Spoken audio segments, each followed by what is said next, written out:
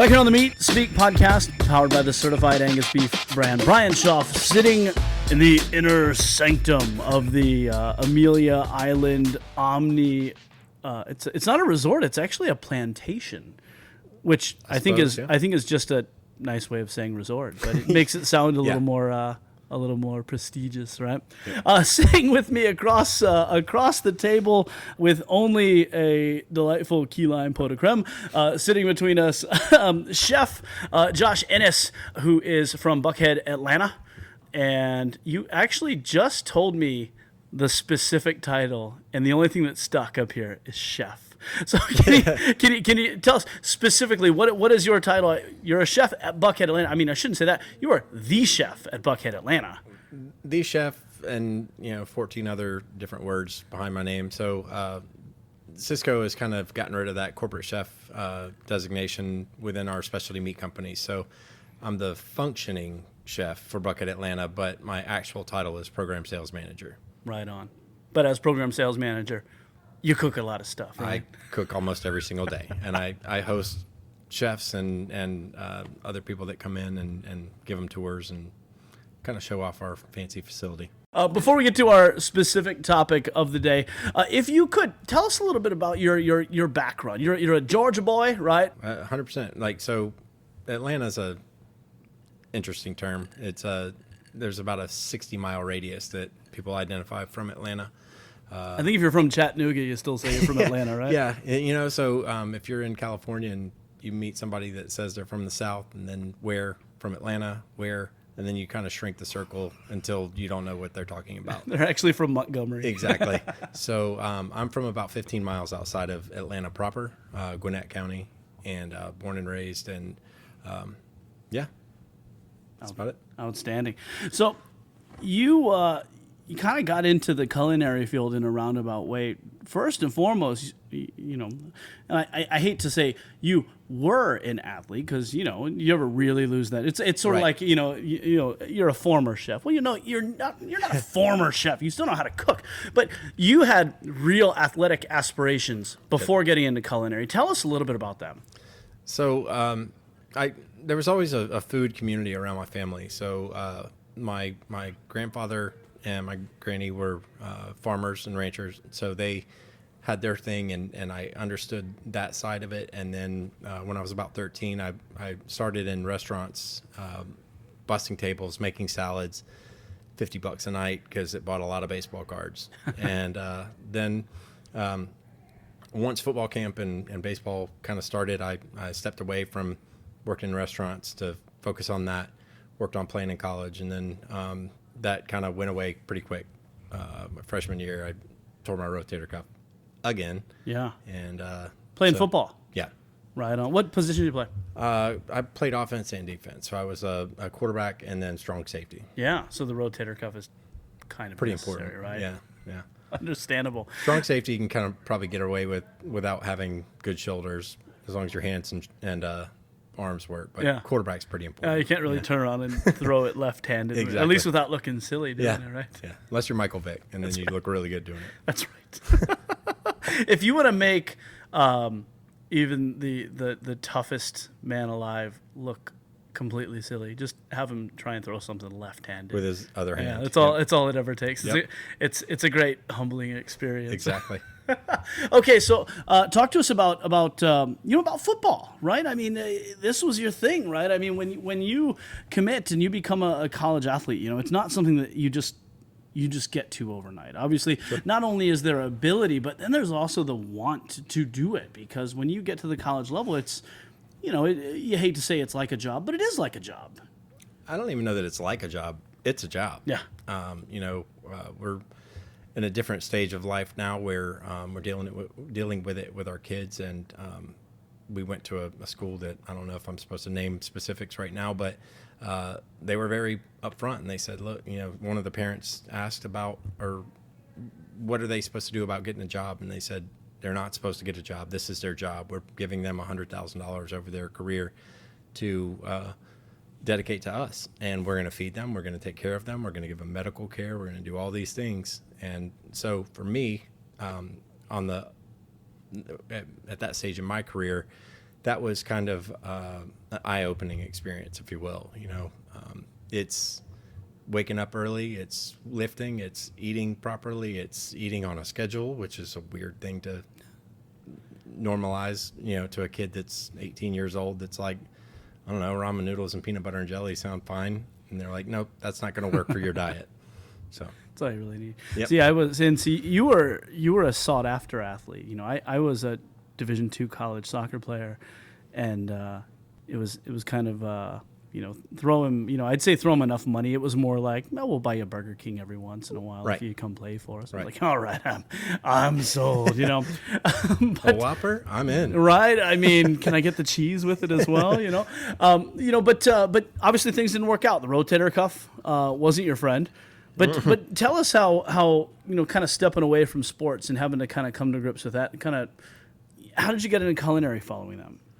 I decided once football went away, I decided that I had always wanted to go to the University of Georgia. That was my ultimate goal. I grew up just huge fan, and anyways, so once football went away, I transferred up to Georgia just to go to school, and was obviously needing to figure out how to pay my bills and everything else. So kind of fell back on what I was comfortable with and got into restaurants and realized that either I was pretty good at cooking or I was pretty good at tricking people into thinking I was good at cooking. But either way, it's a win, right? Yep.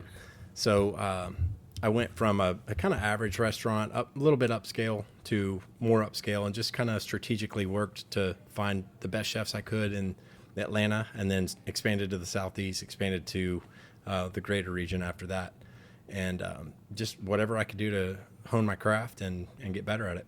Outstanding.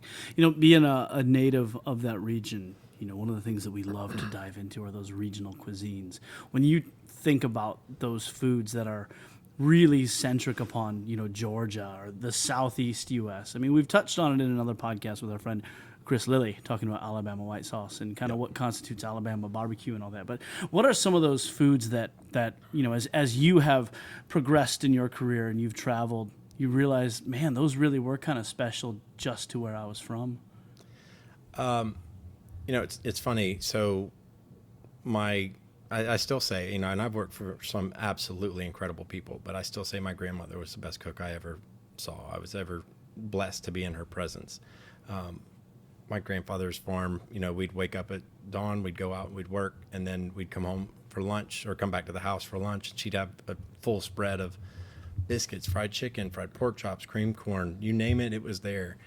And so to answer the question in the most roundabout possible way, I think that's it, that true Southern table. So maybe it's not one specific dish, but that Southern table, if you will. But then, moving to the Low Country and getting to see how special food is to the Gullah community and working with those people. And obviously, Sean Brock and those people have really done an incredible job with shining the light, the appropriate light on that.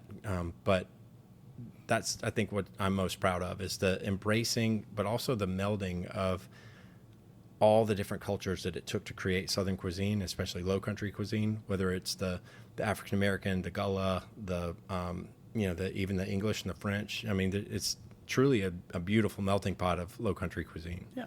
So talk to us about, you worked in some restaurants. How did that transition take place in terms of where were you cooking at? And then ultimately, I guess, what was it that happened that sort of led you on the path to where you're at now, working obviously in Buckhead and Atlanta, in one of the largest markets in the U.S. So I did an apprenticeship at a private country club. It's a TPC club in Metro Atlanta, and the chef that I worked for is without a doubt one of the best chefs in the Southeast. He's also tragically one of the least recognized. Because that's just not his thing. He doesn't do anything for fanfare. He does it for the love of food and the quality. And so basically just he kind of took a spark and dumped napalm all over it and really just kind of created that fire within me. So he was the one that said, man, you've got something. You should really go after it. And so once I kind of caught that spark, it was kind of a rededication, and it, for lack of a better term, it replaced athletics for me. It allowed me to be competitive even within a kitchen. And anybody that works in a kitchen will acknowledge there are few things aside from an athletic field that are more competitive. Yeah. It's intense, you know. Yep. In a previous life, I was a sports writer, right? And I was in the locker room when LeBron James was drafted for the Cavaliers, Right. and things like that. And there are so many similarities, and I'm sure you've seen it, that there's a similar mindset between professional athletes and chefs in terms of there's a in a way, I mean, there's a healthy ego that has to be fed. There's a competitive fire that if you're not, I mean, you read some of the stories. I mean, anytime you're in cities like New York City, when Michelin rolls into town, I mean, Right. it really kicks in tenfold. I mean, surely, although Michelin's not in Atlanta, I mean, you surely felt that just being in Atlanta with all the fantastic restaurants around you. Absolutely. We definitely did, being in the private club scene. And then obviously, then I don't think I've mentioned, I moved from Metro Atlanta to the Caribbean and then to the Charleston Low Country area. And in the Caribbean, we were the number one restaurant in the Caribbean. And then when I moved to the Low Country area, we were the number one resort in North America. So we weren't Michelin, but we were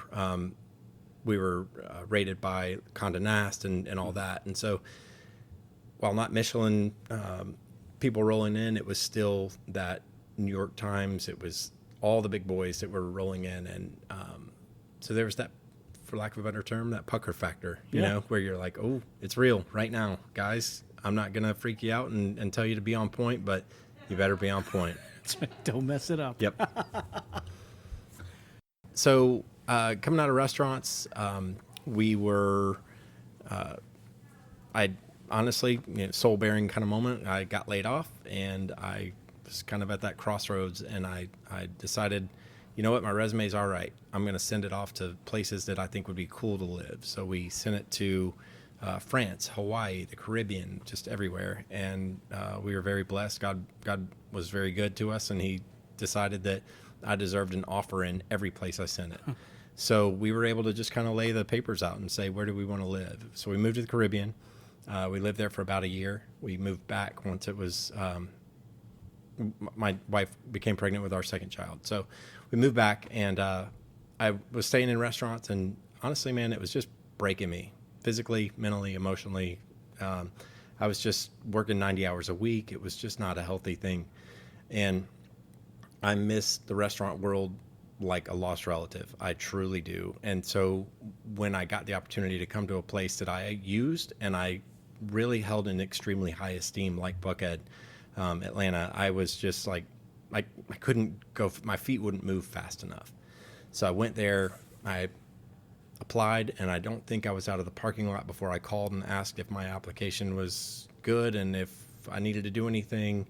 And so, and being the corporate chef at Buckhead is a pretty sought after position. It really is. I've got chefs all the time that are at restaurants that I really respect saying that they're willing to knock me off to take my job. So, and I tell them each time that's about what it's going to take to get me out of my job.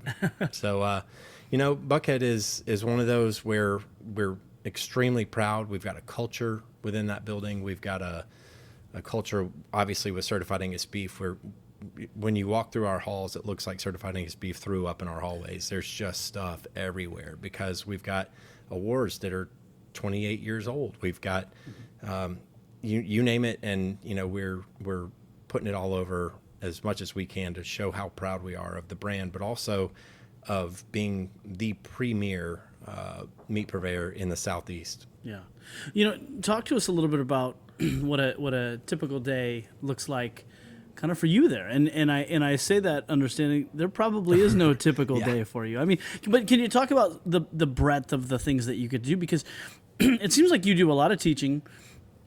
You work with a lot of chefs. I mean, you're an innovator. You're showcasing things, and you kind of have the world's list of ingredients at your fingertips anytime you want. Yeah. So I think that's why chefs that come in and they kind of can see the bigger picture threaten to bump me off and take my job, because they see just how cool it is. I mean, I tell people whether it's a one-on-one conversation like what we're doing right now, or if it's in a public setting, I tell people all the time, I've got the coolest job in the whole Cisco Corporation. So we get to work with all the coolest stuff we could want. People want us to carry their product, so they're showing us amazing items weekly. They're coming in like, hey, we really want you to show this.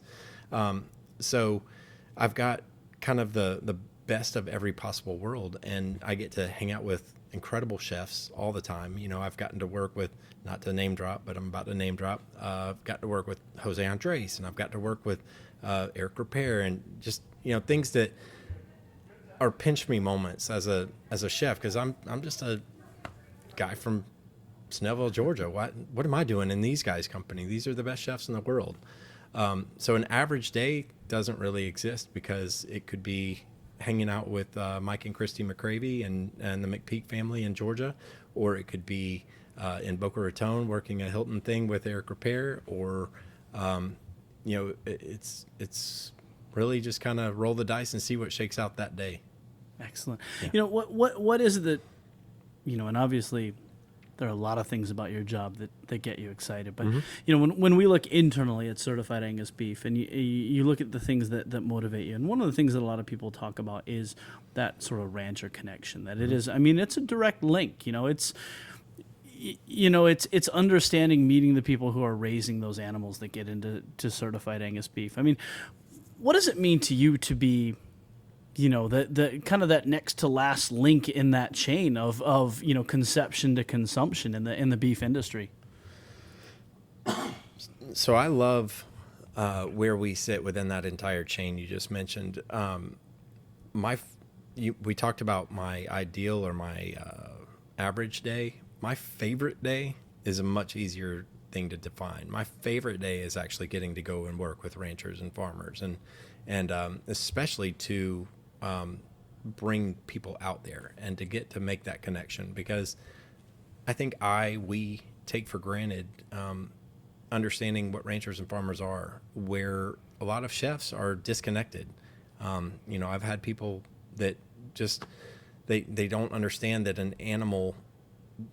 it was an animal that's on that plate, you know. And as a chef, that was always paramount to me. I needed my cooks to really understand, because I need you to respect the ingredients. If you respect the ingredients, then you're less likely to be careless about overcooking something or sending something out that's not perfect. And if it's not perfect, it's wrong. And the microcosm of one plate translates all the way back 2.5 years to a rancher in Georgia or in Alabama or in California. It doesn't matter where they are. It's a 2.5 year investment for those ranchers that these never were, but certainly now gone are the days of the dumb farmer. These ranchers are geneticists. They're scientists. They're making sure that they're buying the right genes to produce what they need to create and sustain that Certified Angus Beef brand. So, you know, I tell people, I've told people multiple times throughout the course of this conference, man, if you want to, I try really hard to be a really nice guy, but if you really want to upset me, talk bad about a rancher, because the American rancher and farmer is who I am most proud to work with and work for. These guys do a thankless job that doesn't pay a lot, and their whole goal is to support their family and feed the world. Well said. Well said.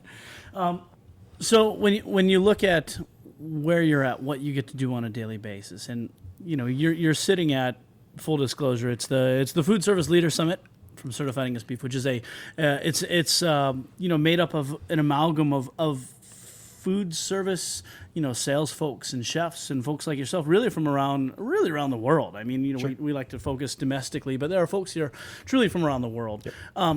To come to an event like this every year, and I mean, you're somebody who gets to teach and learn and do all that all the time. I mean, what is your motivation to come to events like this, where, you know, I mean, you know, I guess in a real sense, you know, you're sitting across the table from sometimes competitors or just industry folks in general. I mean, what are the things that you take away from times like this? I mean, is it a chance to get together with a lot of folks who are like-minded, whether they work for Cisco or Buckhead or they don't, and the educational stuff?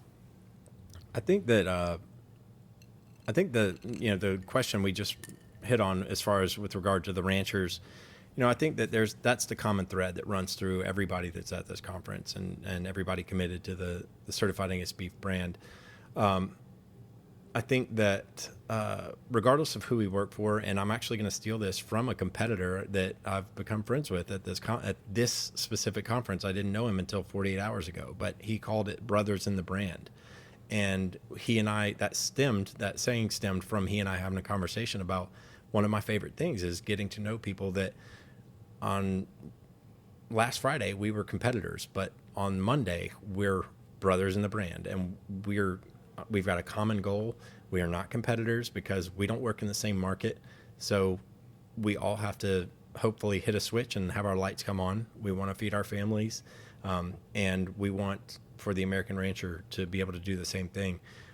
So my favorite thing about this is to truly get the knowledge, the market trends, the things like that. To me, that's my favorite part. That's why I probably obnoxiously beat up my boss about, I've got to be there. I've got to go. So, it's just one of those things where it's amazing because whether it's this conference where you've got 250 people or it's annual conference where you've got maybe even close to twice that number. Yeah. Regardless, everybody's committed to the same goal. Excellent. Couple final questions as we approach having to sort of put a bow on where we're going here. In Atlanta, and I realize, given the nature of what you do and the people that you work for, this is really a question that's just asking you to step in it. Sure. But we're going to ask it anyway. I love these. So many of our listeners, at last count, and I'm not the statistics guy, I think we've got listeners in like 25 different countries all over the continental United States. But a lot of folks travel, a lot of people in all different regions. Atlanta, right? Beef travels, man. Yeah, as far as I'm concerned, you're the aficionado on Atlanta. If I'm in Atlanta, where do I need to eat? Oof. Man, that's tough. So, like I said, I had a great time about almost a decade living in the Low Country, so I've got a love for that area, and I don't live there anymore, so I could recommend places and not feel the wrath. Fair enough. But Atlanta, man, there's just so many.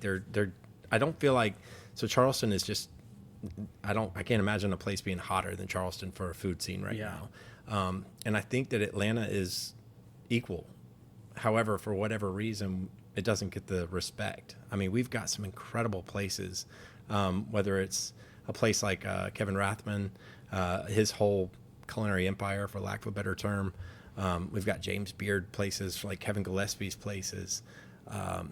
We've just got some incredible places. My favorite place right now, as far as a general concept, is a place called Governor's Gun Club.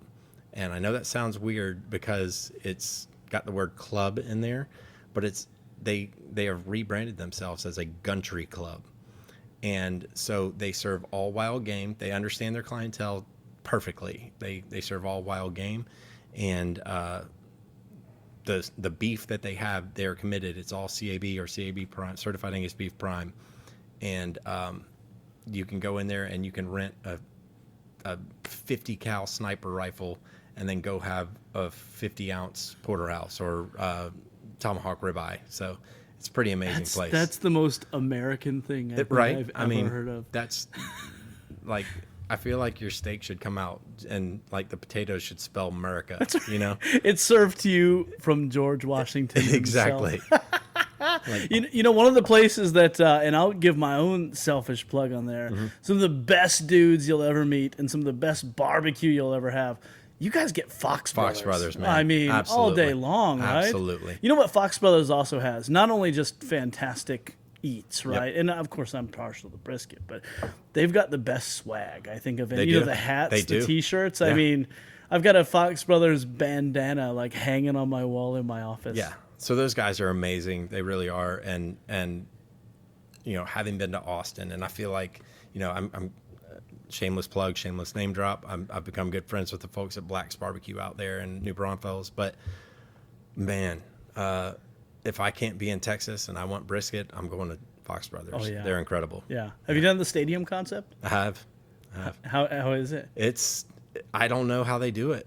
I don't know how it's still that good and it's in a stadium, honestly. They're amazing. Yeah. They're amazing. And they do, it's funny, they're known for their barbecue, but they do some super high-end bites. Nick Melvin, who's one of their guys behind the scenes. Yep. Nick is one of the most innovative chefs I think Sure. I've ever been around. Sure. And he makes fantastic pickles. Yeah. Well, so they're quickly becoming the barbecue Chick-fil-A for Atlanta. I mean, And they're open on Sundays. yeah, they're open on Sundays. If you can't get a chicken sandwich, go get some brisket or some Frito pie. I feel like that should be our new tagline that for should be it. certified Yeah. Angus Did we beef. I think we just became best friends. That's right. We're gonna propose that to the Yeah, marketing folks. exactly. Right on. So, Chef Josh Ennis from Buckhead, Atlanta. I was just gonna go into your title again, but then I was like, I'm gonna mess it up if I say it. Can you say it one more time? Program sales manager, corporate chef, head trash taker outer guy. And if you want to boil it down, dude who cooks stuff every day. Every day, all day. Glorious. Chef, we appreciate you taking time for joining us on the Meat Speak podcast. If this is your first time tuning into the Meat Speak podcast, know that you can find us across all major podcasting platforms, Google, Apple, Spotify, or by going to certifiedangusbeef.com / and it's a backslash, not a forward slash. Backslash. Podcast. Chef, we appreciate you taking time. Thank you, sir. My pleasure, man. Thanks for having me.